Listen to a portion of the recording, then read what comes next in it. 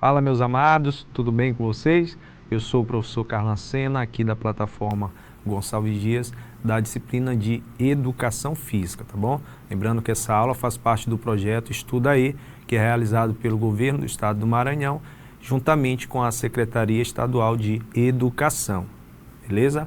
Na aula de hoje a gente vai estar falando sobre jogos, em específico sobre os jogos de tabuleiros. A gente vai conhecer o conceito dessa classificação, assim também como o contexto histórico de muitos desses jogos que conhecemos até hoje, tá certo? Então a gente vai iniciar falando em relação à classificação, certo? Os jogos em si, eles possuem duas classificações, tá? Eles podem ser classificados de acordo com a sua natureza, onde nós teremos os jogos cooperativos e competitivos. Nos jogos cooperativos, as equipes que estão participando, elas irão se juntar, se unir em um só objetivo, que é alcançar determinada meta. Então vai ter a união, tá? Não vai ter a exclusão, vai ter a inclusão, certo? Não vai ter aquele indivíduo com uma menor capacidade sendo excluído. Todos podem participar porque todos se ajudam mutuamente para que ocorra o alcance da meta. Então, esses são características dos jogos cooperativos. Já os jogos competitivos, não. Tá? Existe o confronto entre equipes ou entre adversários. Existe o ganhador, existe o perdedor. Tá? Só um vai sair vitorioso dentro desse confronto. Tá? As equipes elas não vão se ajudar, elas vão se confrontar para ver qual é a melhor que vai alcançar o objetivo que é a vitória. Já vai ter ali a exclusão. Geralmente nesse tipo de jogos, os indivíduos que têm menor habilidade, eles são às vezes deixados de lado, tá? Para que não possam prejudicar o rendimento da equipe. Então, em relação à natureza, nós temos essas duas classificações, os jogos cooperativos e os jogos competitivos. Em relação à origem, nós vamos ter três classificações, que são os jogos populares, jogos esportivos e os jogos de salão. Os jogos populares são aqueles em que representa determinada cultura. A gente não sabe a origem, o certo, não sabe quem foi que inventou, mas sabe que existe esse jogo dentro da localidade e que foi passado de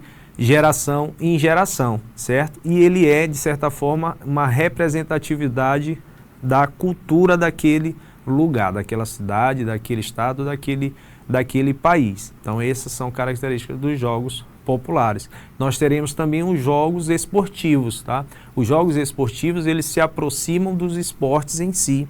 Eles são jogos que podem ser utilizados para iniciação esportiva, aquele indivíduo que nunca teve o contato com um determinado esporte, aí ele vai utilizar os jogos esportivos para que ele possa aprender determinados fundamentos relacionados àquele esporte, ou pode ser utilizado também como forma de treinamento dentro do próprio esporte. Então, os jogos esportivos podem servir também como uma forma de capacitar para o esporte em si. E o terceiro grupo, que é o qual será tema da nossa aula, são os jogos de salão.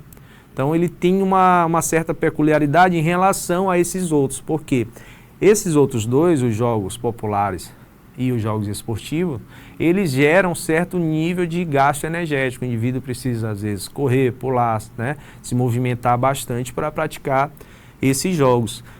Já o jogo de salão, não. Ele não requer um dispêndio energético muito alto. Porém, ele solicita muito do nível cognitivo, tá, desses indivíduos que estão praticando essa modalidade de jogo. Então, ele requer um nível de cognição, de concentração e uma boa tomada de decisão para que ele possa ter êxito dentro dessa prática, tá certo? E aí, dentro dessa classificação de jogos de salão, que estão os jogos de tabuleiros. Eles podem se dividir em jogos de estratégia e jogos de sorte. Tá? Os jogos de estratégias são aqueles que o indivíduo ele precisa ter uma boa cognição e tomada de decisão para que ele possa fazer a escolha correta e assim ter resultados positivos, tá? Já o jogo de sorte, ele não necessita tanto dessa cognição e tomada de decisão. Como o próprio nome diz, ele necessita mais do quesito sorte para que ele possa ter êxito, para que ele possa vencer aquele jogo que ele está praticando, tá certo? E aí a gente vai mostrar para vocês um pouco desses jogos dentro de um contexto histórico, o quanto ele esteve presente em todas as civilizações, desde a pré-história, tá? Passando ali pela Idade Antiga, Idade Média, Idade Moderna, até os nossos tempos contemporâneos. Todos esses momentos das nossas civilizações existiam o jogo, tá? Que até um pesquisador, historiador muito experiente nessa área, chamado Ising, ele diz que o nome Homo ludens, que é da nossa espécie, deveria acrescentar o nome Homo ludens, né? Homo sapiens e Homo ludens, porque desde o primórdio o homem joga, o homem brinca, ele faz algum tipo de ludicidade, tá certo? Então, a gente vai mostrar aqui alguns exemplos de jogos de tabuleiros que vêm desde da pré-história, tá certo? Então, ó, dentro dessa linha do tempo, acredita-se que o mais antigo seja esse chamado de Mancala, tá? Ele é um jogo de tabuleiro, tá? De origem africana, também conhecido como xadrez do Oriente. O jogo está relacionado ao ato de semear e colher as sementes. Então, existem peças desse jogo que são datadas aí de mais de 7.000 anos. Então, dentro dessa história dos jogos de tabuleiros, esse aqui é classificado aí como o jogo mais antigo, tá? Que a gente tem aí como exemplo. Depois dele, vem outros 3, né? Que a gente vai começar falando aqui sobre o jogo real de U. Então, esse jogo ele tem aí, em média, 4.500 anos, né? E ele foi identificado na cidade extinta de U, fica na região da Suméria. Então, lá eles encontraram esses artefatos, que até então eles não sabiam como que era praticado. Porém, depois eles acharam essas tabuletas de argila que explicavam como que era a prática desses jogos, tá? E ele nada mais é do que um jogo de corrida, onde o indivíduo tem às vezes 7, 6 peças, onde ele tem que percorrer, tá? E todas as suas peças têm que chegar primeiro ali. E aí é dado o vencedor. Eles utilizavam instrumentos parecidos com dados, né? Alguns historiadores citam que eles usavam palitos de uma cor. O palito tinha um lado preto e um lado branco, e aí eles jogavam esses 5 palitos. Se caísse 5 palitos de preto, a pessoa jogava 5 casas. Se caísse 3, jogava 3 casas. Então era uma forma de representar o que a gente usa hoje como dado. Então ele tem aí 4.500 anos, né? E aí vamos lá para outro. O Senet é um jogo que era realizado lá no Antigo Egito. Então, ó, o tabuleiro de Senet é datado aí de 3.100, tá? 3.500 anos, ou seja, tem mais de 5.000 anos. Tá? Mas ele, dentro dessa questão histórica de datação, ele é um pouco mais novo do que o que a gente mostrou anterior, o jogo real de U. Tá? E esse jogo, ele tinha uma grande representatividade dentro do Egito. Ele também era chamado de jogo da passagem. Ou seja, eles acreditavam que poderiam jogar, tá, pós-morte. Então, muitas tumbas eles tinham a presença desses jogos, tá, porque eles acreditavam que podiam jogar além da morte, tá, eles poderiam jogar novamente esse jogo. Diz que tem algumas representações, tá, de pessoas jogando só, que representaria jogando além da morte. Tá? Além de um caráter também espiritual muito importante, muito significante para eles. Eles achavam que quem ganhava, ele era um escolhido dos deuses. Então ele tinha um certo tipo de privilégio. Então tinha um significado espiritual bem forte para eles, tá? Para quem praticava esse jogo. No Egito também tinha o jogo de Merrin, tá? Que ele é o único jogo de tabuleiro egípcio antigo conhecido para múltiplos jogadores. Os outros que a gente mostrou eram 2. Aqui podiam várias pessoas jogar. tá bom? Ele é um jogo também que tinha que utilizar algum instrumento parecido com um dado, tá? E aí a peça ela tinha que percorrer, né? Aqui representa uma serpente, ela tinha que ir da cabeça da serpente até o rabo e depois retornar. Quem chegava primeiro era considerado o ganhador. Então um jogo também do Antigo Egito, tá? Que é mais novo do que o Senet. Aí tem também essa imagem aqui que é uma representação de dois guerreiros jogando um jogo chamado de Peteia. Tá? Ele parece com o jogo da dama, tem algumas características que diferenciam, mas é bem parecido. Tá? Uma pintura ali, ó, do antigo jarro grego mostra Aquiles e Ajax durante uma partida de jogo de tabuleiro chamado Peteia, ó, em 530 anos ali antes de Cristo, em referência ao herói Aquiles, cuja existência remonta aí a 1300 anos antes de Cristo. Certo? E aqui também no Brasil a gente tem aí o jogo da onça, que é um jogo que era praticado, né, pelos índios, tá? Chamado de jogo da onça, que ele tem origem, tá? Provável origem aí entre os incas. Beleza? É um jogo de tabuleiro também, onde existe a presença de uma peça que é a onça e outras 20 peças, mais ou menos, que representam o que eles chamam de cachorro. Então o objetivo da onça é ir comendo esses cachorros, e o dos cachorros é tentar cercar essa onça para que ele não possa se mover dentro do tabuleiro. Então, presente também um jogo de tabuleiro que a gente pode dizer que faz parte da cultura brasileira indígena.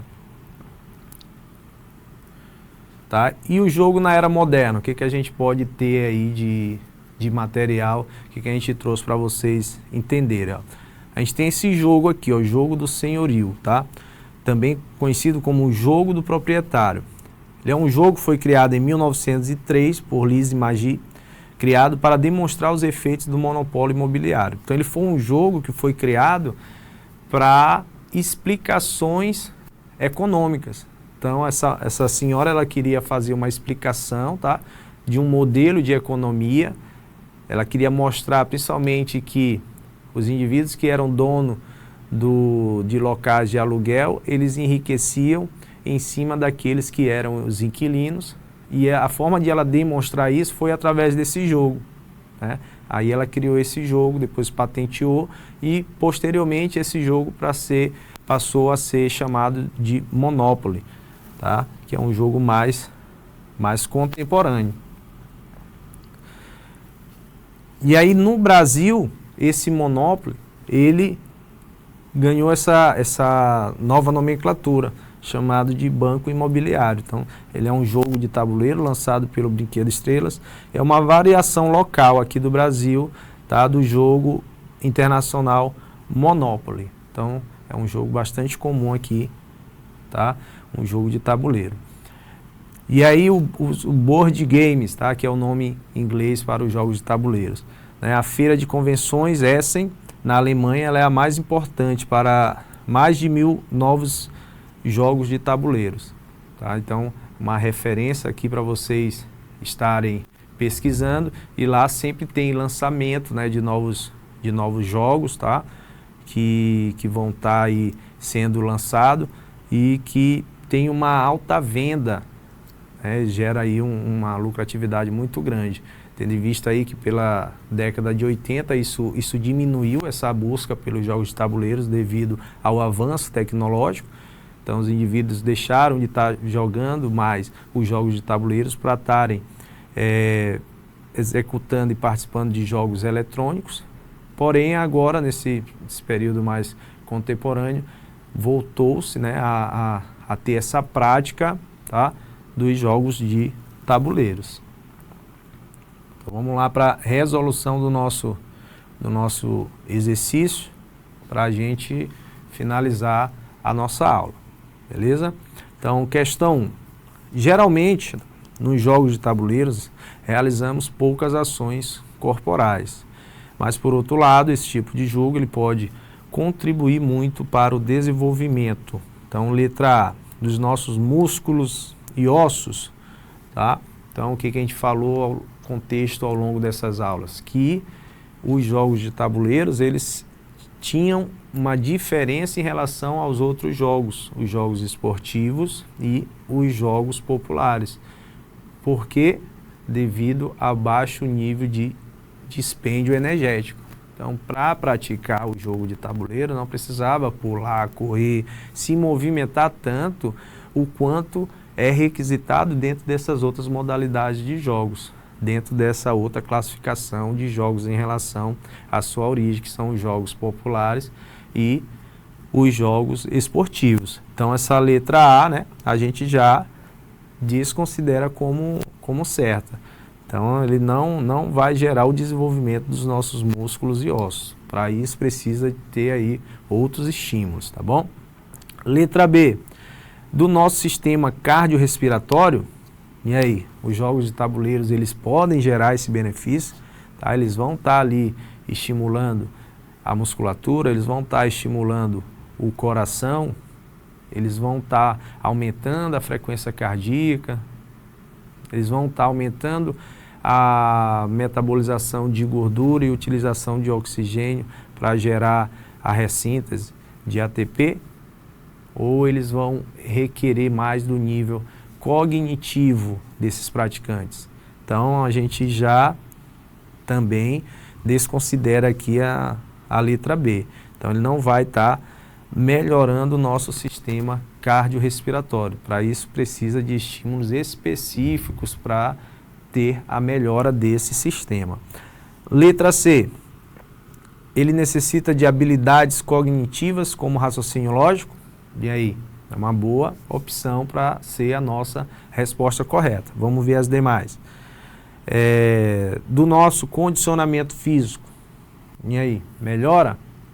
O jogo de tabuleiro, ele vai conseguir melhorar o condicionamento físico, ele vai conseguir melhorar a composição corporal, vai conseguir melhorar a flexibilidade, a força, resistência muscular, vai melhorar a resistência cardiorrespiratória, componentes aí da aptidão física. Então, dentro daquilo que a gente já passou para vocês, não, certo? Então, a gente não considera aqui a letra D a resposta correta. Ela não vai melhorar o nosso condicionamento físico. Letra E, nosso sistema locomotor, que é qual? O sistema esquelético, juntamente em parceria com o sistema muscular, vai aumentar a densidade óssea, vai aumentar a hipertrofia muscular, através da prática dessa modalidade. Será que a letra E é a resposta correta? Então, a gente também descarta, certo? E a resposta correta, tá, para a nossa questão vai ser a letra C.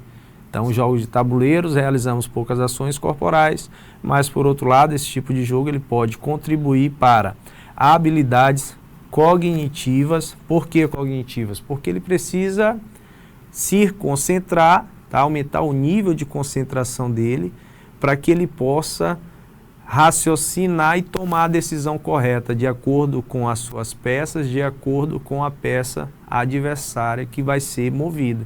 Então, ele precisa ter habilidades cognitivas trabalhadas. Ele precisa também ter um raciocínio lógico, tá? Para que ele possa tomar a decisão correta e assim ter êxito dentro daquela partida.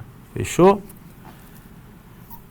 Então, com isso, a gente finaliza mais uma aula. Fiquem com Deus e até a próxima.